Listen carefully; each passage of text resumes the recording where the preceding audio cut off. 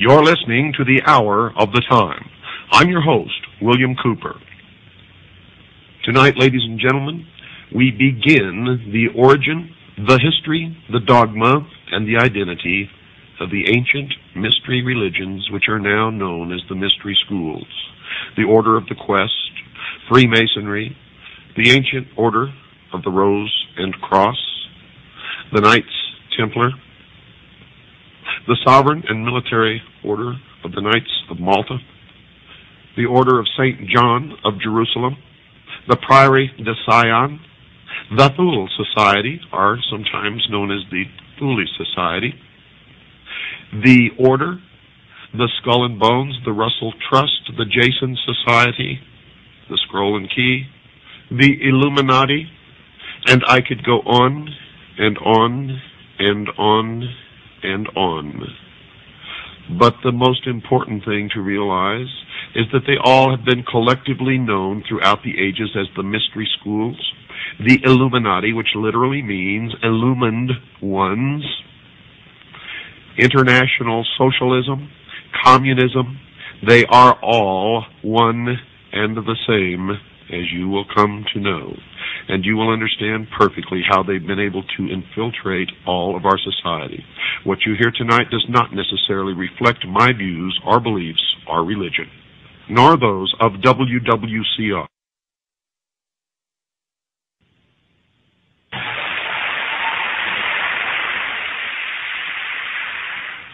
That song will have a clearer meaning to you as we progress in your education into the mystery religion.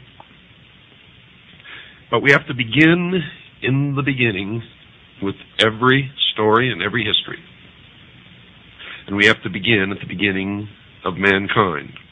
And the beginning is the beginning according to the mystery religion. And they believe wholeheartedly that man is a product of evolution, not of an extraterrestrial race, and not of the creation of some benevolent God. They believe that the tree-dwelling ancestors of man were among the most intelligent beings of their distant age. And when these creatures finally abandoned the trees and walked fully upright, freeing their hands to serve as implements of their minds as well as their bodies, there began the most successful evolutionary drive toward higher intelligence ever witnessed in nature. As ground dwellers, these creatures were easy victims of the great predators who hunted them down by day and surprised them at night as they huddled in clearings or in caves. They could not compete in strength, ferocity, or speed with their attackers. Armed with little except their hands and what their complex brains enabled them to do with those hands, they had to think or die. For untold thousands of years, most of them met early, violent deaths. Only a few in each generation had the good fortune and the ability to outwit their enemies. And these favored ones survived long enough to have and rear offspring. The unwary, maladroit, or stupid died early. And folks, I'm afraid that the stupid who live today are going to die early also. But back to the beginning. Their offspring, if they had any, were left to starve or be eaten by predators. Natural selection was operating on the earliest types of man with grimmest intensity. Perhaps no other extant creature has undergone so severe and protracted a period of selective elimination. Yet, here and there, small groups managed to survive because they had the intelligence to use sticks, stones, and clubs to defend themselves. Crude and puny as these implements were, they were weapons, and their possessors were the first creatures who could kill without having to come in direct contact with their antagonist. As the great beasts grew larger and either faster or more formidable, man became ever more watchful, ever more successful in pitting his wits against mass and power, more and more adept at slipping out of trouble, and as the challenge grew greater, so did his brain. For the laggards on both sides got left behind in the race for the future. And we are still engaged in that race for the future. The steps in the development of man's brain are revealed by the progressively larger brain cases which appeared with the passage of centuries.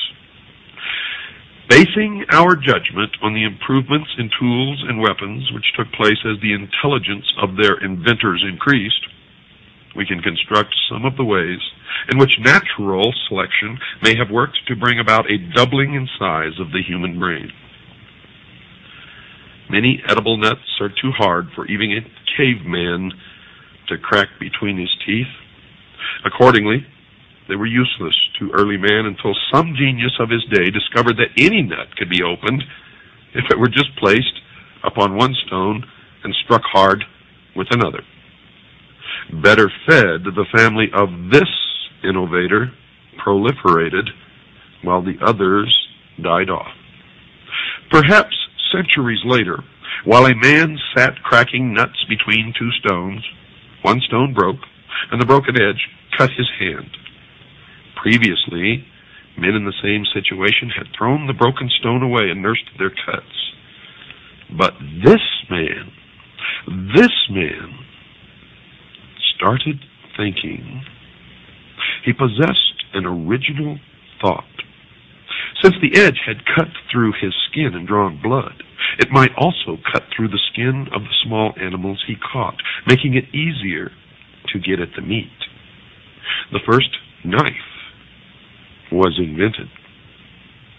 He and those close to him, and those intelligent enough to imitate them, increased in number, and the rest died off. They had a cutting tool which made it possible for them to skin and eat meat in less time, so they had more time for hunting. Many of the descendants of this exceptional man became increasingly skillful at breaking and chipping hard stones into sharper tools and weapons. And if you've been to a museum of natural history and you've seen these fine, beautiful flint arrowheads and spearheads, then you know that it took patience and great skill. And this means a further development of the human mind. Natural selection favoring better knife makers went on for hundreds of thousands of years, according to those who guard the secrets of the ages, and even according to modern science. A great many centuries later, a young father foraging for his brood may have come upon a long, straight stick, splintered at one end. Well, he pulled and chewed at the splinters until only one stout point was left, or at least that's how we can imagine that it was done. It seemed to him a very useful stick, for it was sharper than the digging sticks which the women used.